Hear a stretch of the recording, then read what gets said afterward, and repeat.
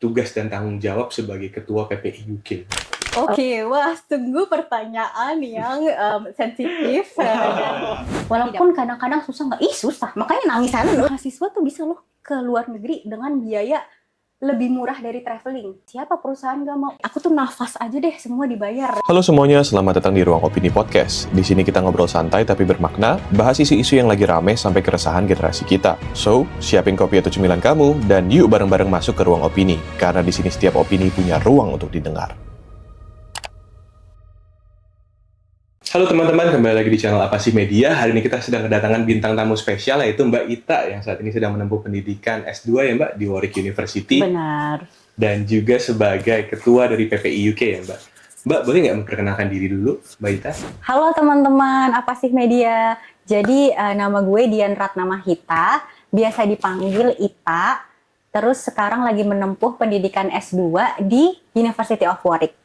Jurusannya Marketing and Strategy. Sebelum gue kuliah, gue kerja sih di Telkomsel gitu. Terus kalau PPI UK, alhamdulillah gue dapat amanah ketua umum untuk PPI UK 2024-2025. Keren banget nih Mbak Ita. Amin ya rabbal alamin.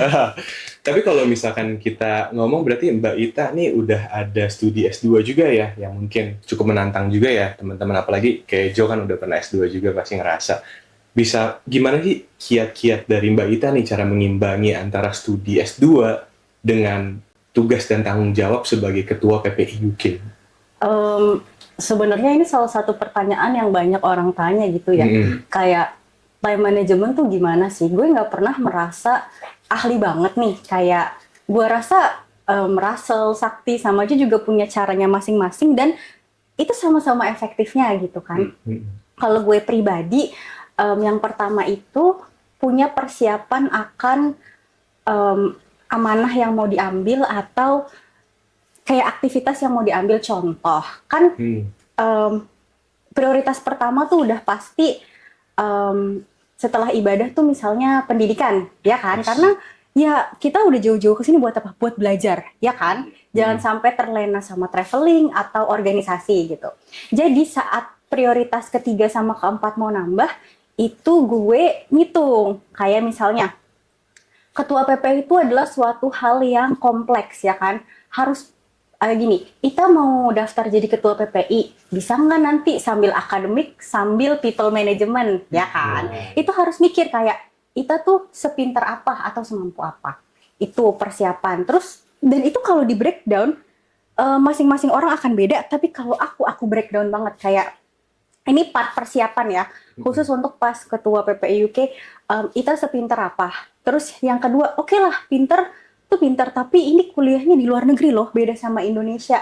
Yang listen, reading, writing, listening semuanya in English gitu.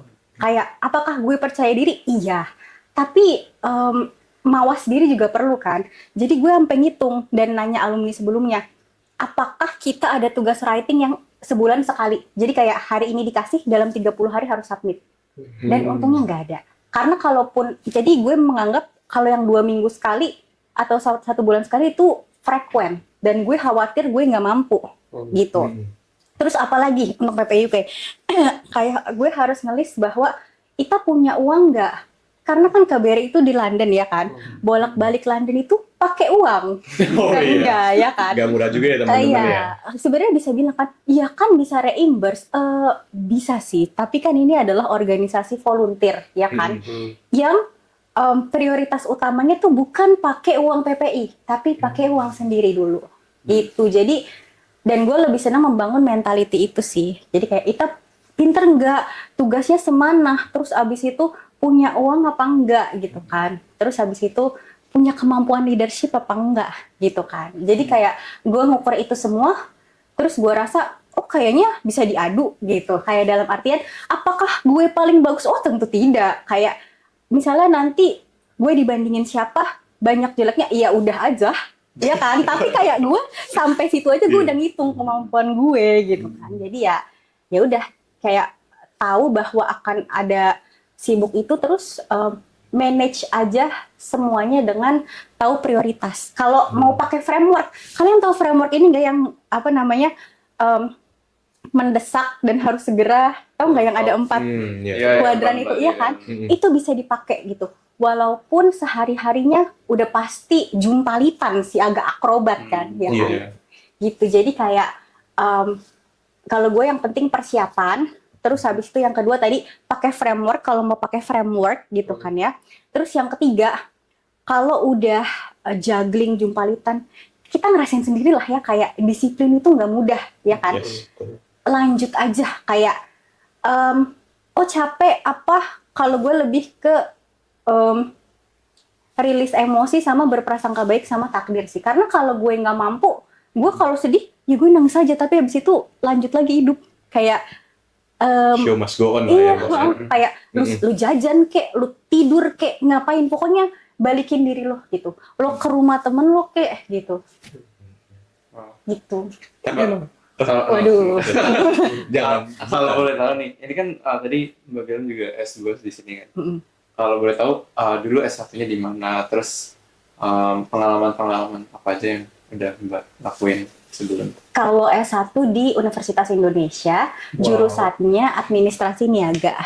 Gitu. Jadi administrasi niaga dulu tuh FISIP, tapi sekarang dia udah ada fakultas sendiri namanya VIA. Gitu sih.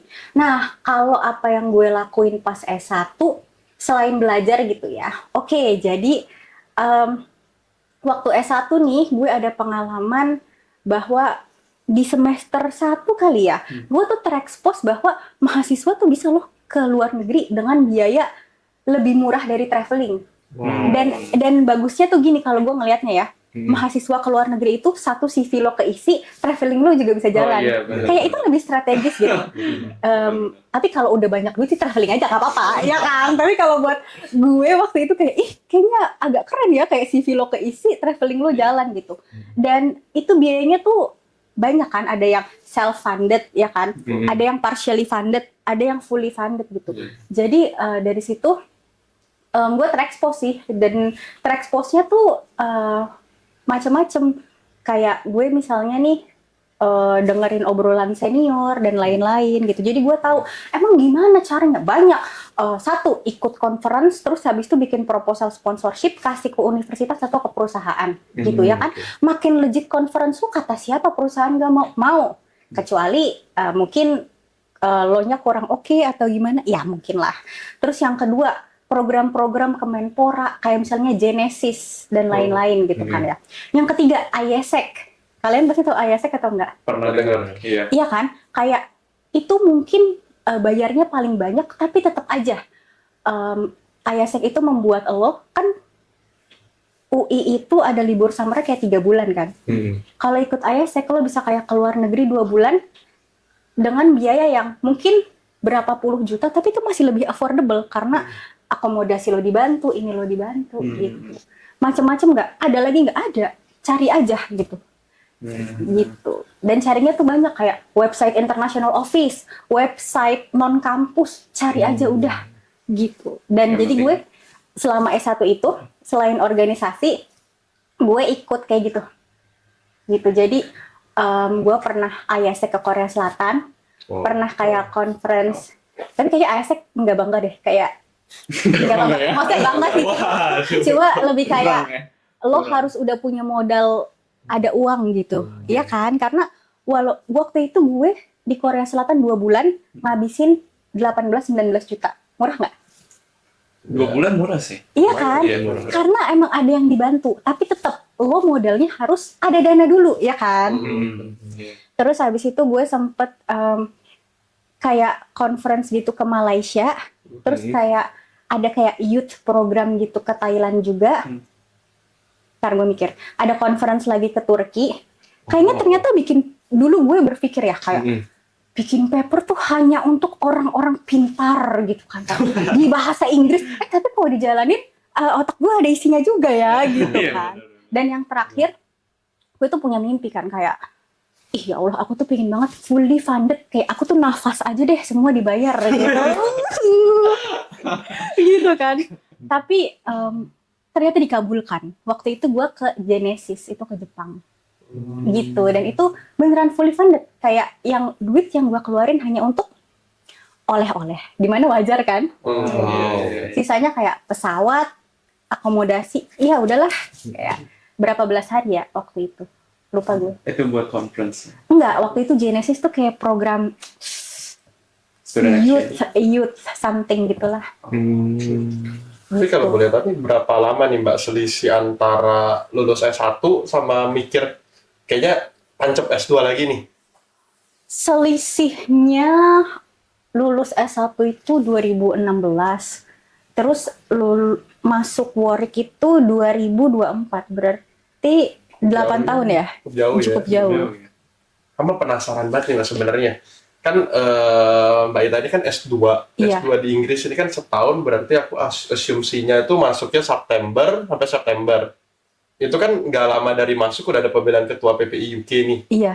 Itu emang udah target dari di Indonesia, wah pengen maju nih. Udah persiapan diri, atau setelah sampai di UK tahu ada peluang itu, kayaknya menarik nih. Oke, wah tunggu pertanyaan yang sensitif. Tidak apa-apa sih sebenarnya ya. Jadi kalau dari Indonesia udah nargetin jadi ketua, itu nggak sama sekali. Jadi kayak kaki gue nginjek Coventry, itu gue belum ada pikiran kayak, ayo jadi ketua PPIK. Oh nggak ada. Pikiran saya hanya lebih ke, ayo belajar dengan rajin gitu kan. Nilai itu harus apa ya, oke lah gitu, kayak fulfilling. Terus habis itu mari berteman gitu kan, dan traveling gitu kan, kayak ya udahlah gitu. Ya jadi sama sekali nggak ada. Berarti yang mau lo tanya adalah kayak motivasi gue ya, atau Ya, kenapa pengen, terus ya apa sih, kenapa sih mutusin maju? Oke, kalau gue kenapa pinginnya, triggernya adalah encouragement dari orang lain. Gitu. Jadi gue kan kerja nih di satu perusahaan gitu kan ya, sebelum kuliah di sini gitu kan. Sebut merek aja lah ya. Iya nggak apa-apa. Ya, Karena saya juga disponsori oleh Telkomsel. Terima kasih. Wow, kita juga disponsor. Waduh, amin ya robbal alamin. Pengguna setia gitu. Pengguna setia. Waduh, jadi customer ini, customer response Customer and setia kok. inspiration. Acara ini disponsori loh. Waduh, amin ya rabbal alamin sun ya. Iya, nah ternyata di tahun lalu tuh udah ada orang-orang Telkomsel yang LPDP gitu. Dan salah duanya ini, satu itu dulu ketua PPI Great Manchester sama wakil ketua PPI Birmingham. Mereka yang encourage gue untuk jadi ketua PPI UK gitu. Kayak ya gue nggak tahu ya motivasi mereka nggak encourage gue tuh apa gitu. Tapi buat gue mereka tuh orang-orang yang menurut gue respect gitu. Dan gue jadi kayak ini orang-orang baik kayak gini yakin sama gue jadi berasa orang baik juga gitu kan. Gitu terus kayak mereka tuh memotivasi gue gitu kan ya, dan membantu gue ini dan itulah gitu. Dalam artian bagaimana ya gue membahasakannya.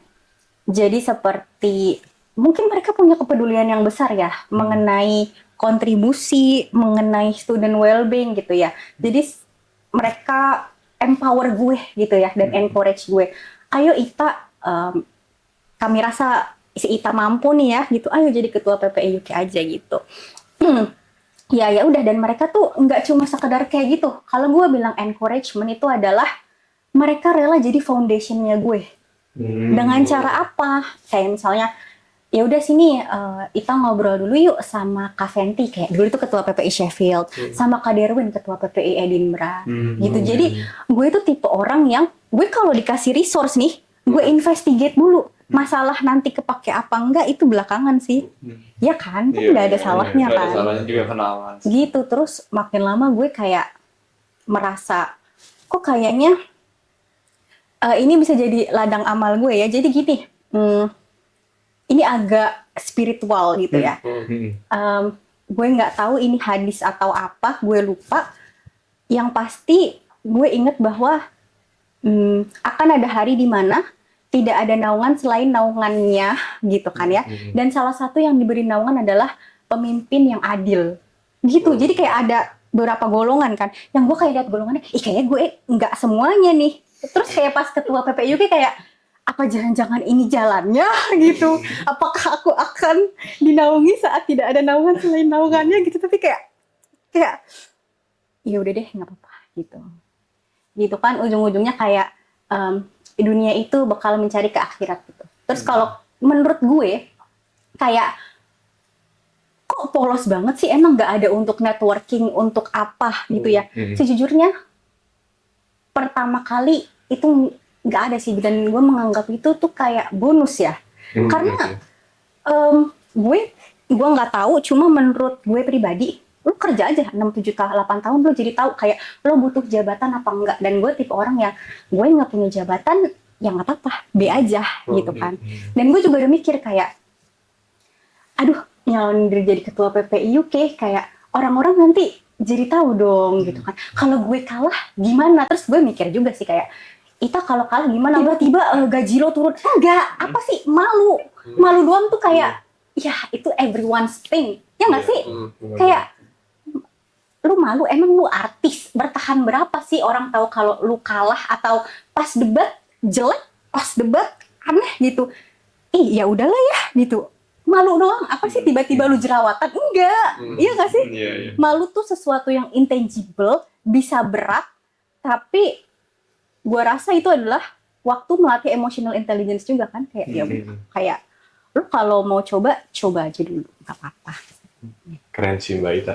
Cuma kalau sempat juga disinggung ya sama Mbak Ita ya, bahwa kan kalau fokus utamanya dari PPI, apalagi PPI UK ya, sempat singgung soal student well-being.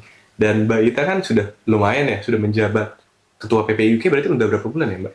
Udah 9-10 bulan kali ya. 10 bulan ya? Wow. Berarti udah sering juga kan ketemu sama diaspora lainnya gitu, teman-teman dari daerah-daerah lain. Kalau misalkan dari diaspora atau teman-teman kuliah di berbagai daerah di UK nih, apa sih biasa kayak, mungkin bisa sharing ya Mbak, 3 hal-hal yang paling sering ditemukan gitu loh, kayak ibaratnya challenges yang dirasakan sama siswa-siswa. Apakah culture shock kah? Apakah karena perbedaan bahasa kah? Apa sih challenges yang bisa ditemuin? Kalau lo minta gue bagi 3 gitu ya, gue mau baginya secara main objektifnya PPI UK aja. Kan main objektifnya PPI UK adalah student well-being kan, pre, during, and post tadi ya kan. Pre, kebutuhannya udah pasti challenge-nya adalah secara umum kebutuhan student kayak accommodation, ya kan, UK guarantor, rumah, terus habis itu punya housemates-nya siapa, ya kan, adjusting life in the UK gitu kan, makanan, masakan, nyuci sendiri gitu. Itu sih menurut gue kayak pre-departure preparation itu udah challenge yang besar banget. Bener nggak sih? Oh bener, karena ini aja tuh lagi zaman-zamannya orang cari housemates, iya kan? Dan cari housemates tuh ya tricky lah, kayak rumahnya di mana, housemates-nya siapa, ya kan? Belum kayak harganya nanti cocok apa enggak, wah mantap, ya kan? Itu. Terus kalau misalnya during study, menurut gue salah satunya tuh mungkin mental health sih, kayak homesick, terus apalagi mendekati disertasi, gue nggak tahu ya, lu ambil disertasi nggak? Ambil.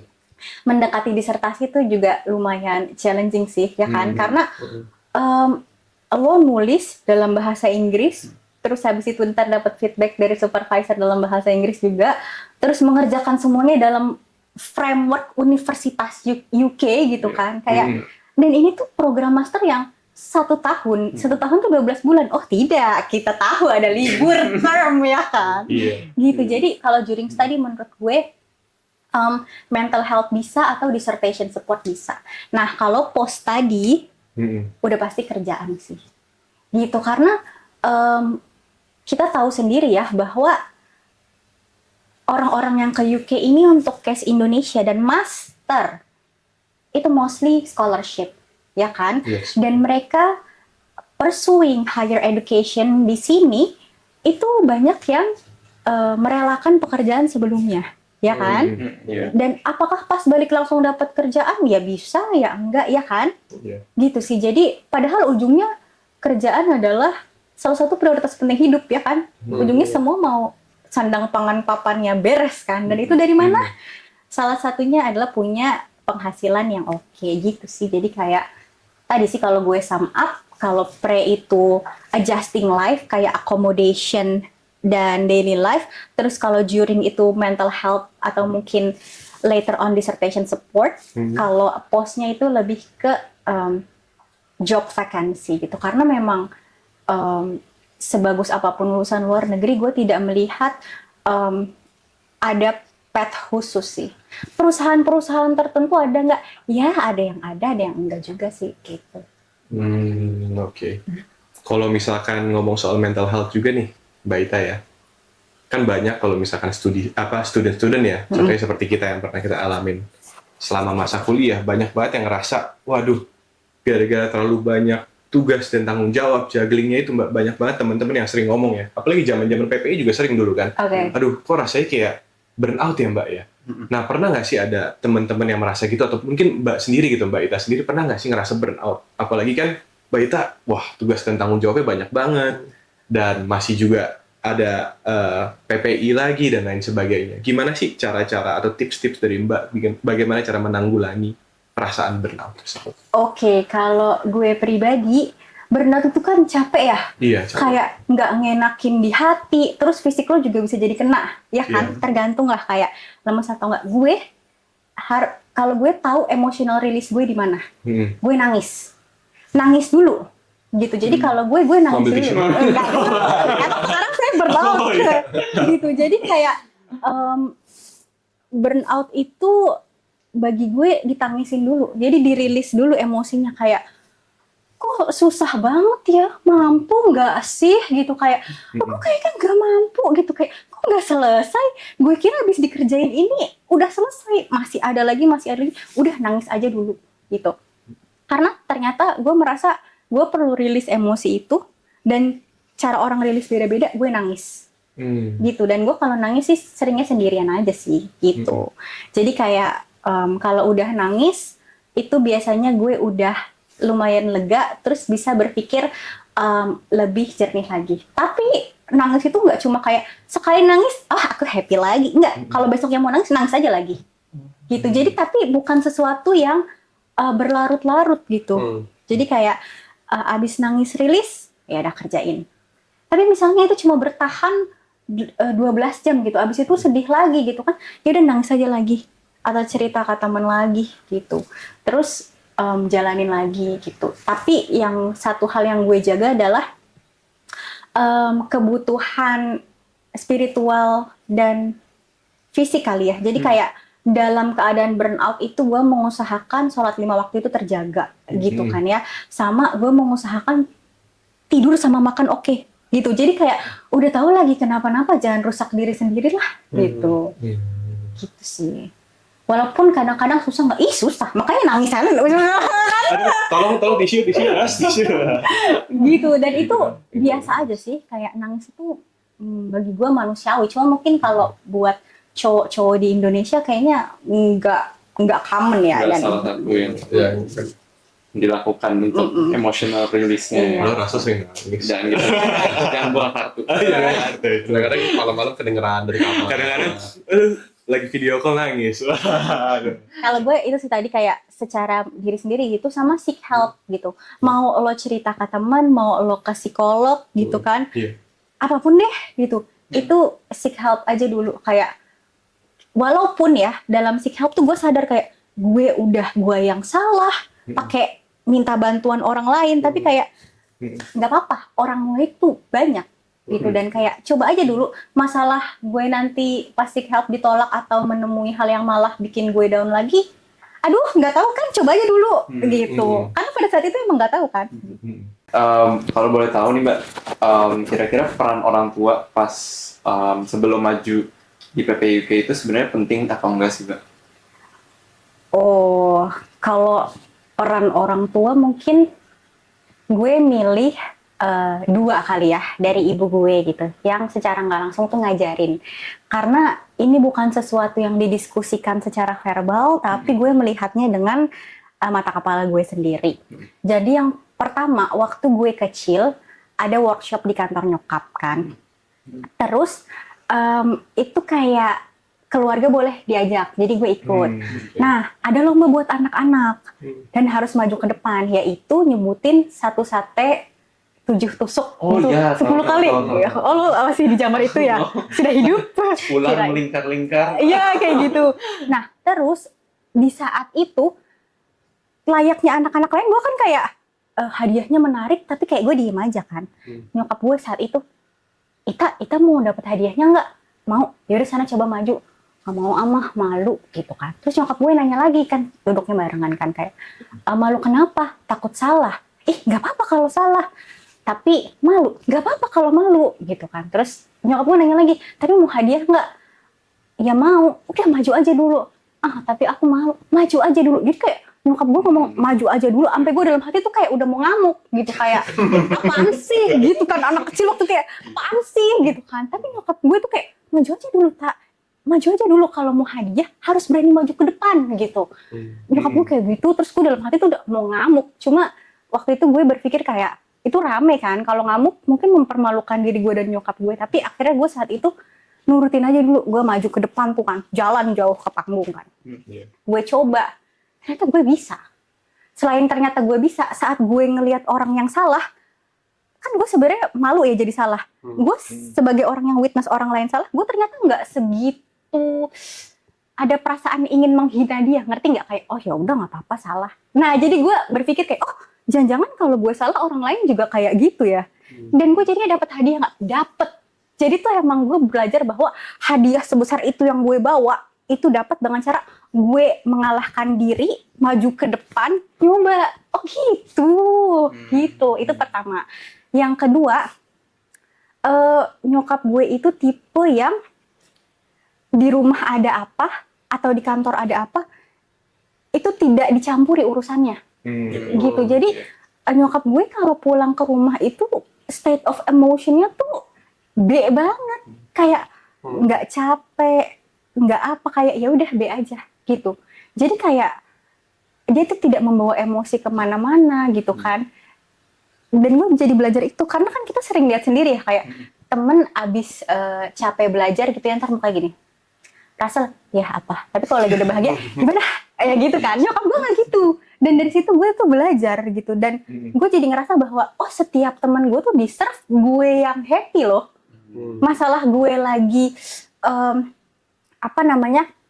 sebel atau apa, banyak masalah gitu, kayak kalau bisa jangan dijadikan alasan untuk memperlakukan orang lain dengan sour gitu. Walaupun emosi valid nggak valid, kayak lu capek, lu sedih, valid gitu. Tapi kalau itu lo lampiaskan ke orang lain, gue sih kalau bisa tidak memilih itu ya. Apakah bisa setiap saat? Oh tidak. Kayak itu adalah konsep yang gue coba aplikasikan.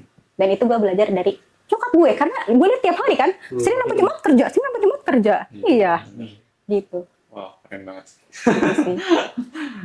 Jadi orang tua role model ya, Mbak ya? Benar, alhamdulillah sih. Kasih banyak ya Mbak Ita atas waktunya ya, sungguh informatif banget. Amin. Untuk hal-hal yang kita bisa pelajarin hari ini ya, dari pengalaman Mbak Ita dari PPI UK, pengalaman pribadi Mbak Ita juga, sampai ke sosok-sosok keluarga yang sangat memotivasi atau membentuk Mbak Ita menjadi pribadi saat ini gitu. Jadi buat teman-teman di rumah juga, kita juga tidak lupa untuk mengingatkan, jangan lupa untuk like, subscribe, tekan tombol notifikasi untuk terus terupdate dari konten-konten Apa Sih Media yang lainnya. See you guys!